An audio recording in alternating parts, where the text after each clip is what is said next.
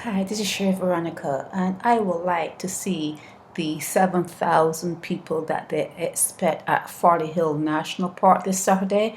I'd like to see a photo of that, please, if you can get one for me when it happens, if it happens.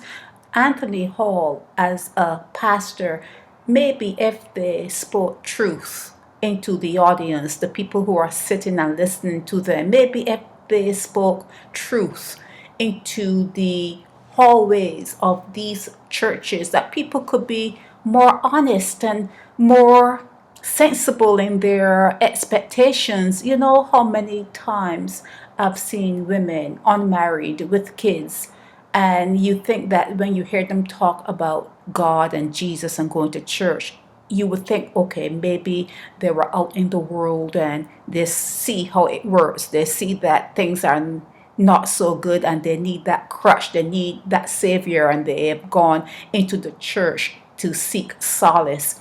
And then to find out that they were raised in the church, they came up in the church, they were in the little choir, they were in all kind of nursery schools, and they even went to the school for, church schools.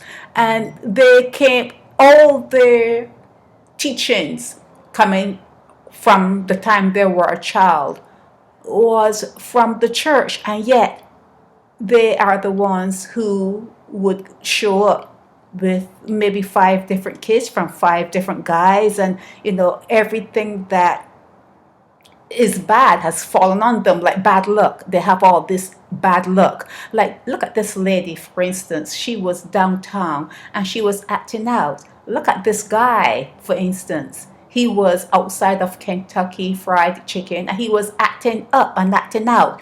Do you think that these people have never heard of God?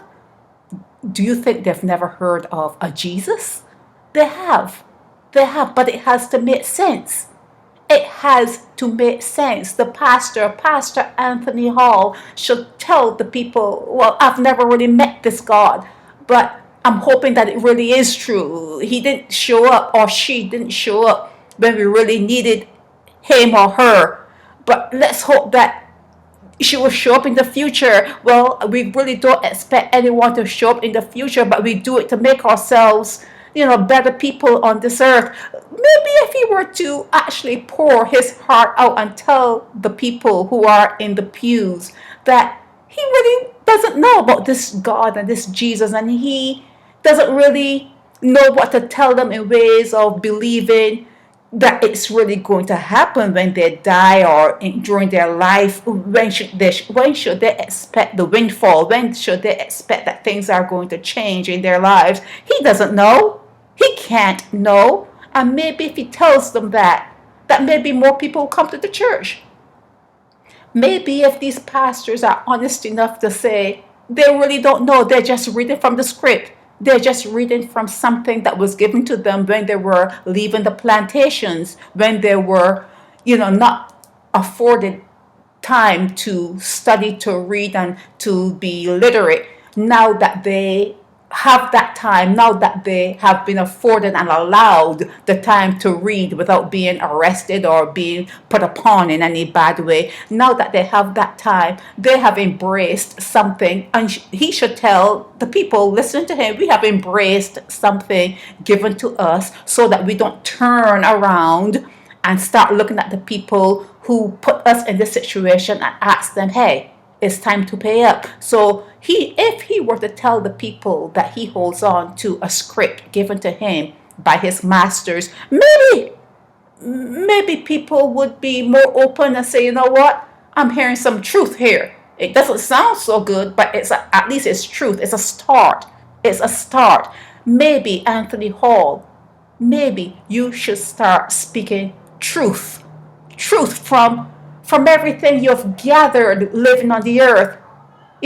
Compile what you have experienced to what you read in the Bible and how it pans out from reading the Bible, seeing the people in your church, how they move, and how the young people, how they turn out. Watch what is really happening in the church with people. And maybe if you were to stand before them and speak truth as you have experienced it, Maybe you should say, you know what?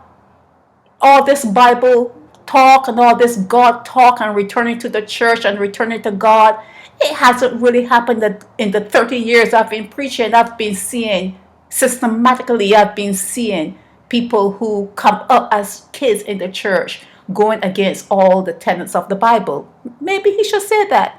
It's not something that you can do. It's not something that you can really practice. Maybe he should say that. But in this weak state we're in, and in an environment where we need to kind of brainwash you and try to get your minds to settle down, it's the only thing, it's the only plan we have. It's the only game in town at the moment. It's a plan that we have to subdue you, to make you like not act out as much as you have. You're causing a black eye to the nation. You're embarrassing us. You're actually embarrassing the prime minister. You're embarrassing the president. You're embarrassing the church. Your embarrassment. Maybe if they said that, people would start to listen and look at themselves, and then they can decide, should I be a puppet here, or should I be a puppet to the entertainers there, or should I just stay home and just do my own thing and do nothing and just become like a vegetable? At least if you speak the truth, when you start to speak the truth, maybe people will start to listen. There's no good side. There's no good ending to the whole thing. There's no good side, because you come here to the earth to die. You're here on the earth, and you may call it life, but every step you take, it's closer for you in the grave. So there's no upside, there's no good side, there's no nothing. All they can do right now is to eclipse your mind, to brainwash you enough for you to sit down, read the Bible, and become like a vegetable, just a vegetable. But they have to tell you that. They should tell you that that's what they want you to do, and maybe you'll listen. Maybe you'll listen. It's Veronica.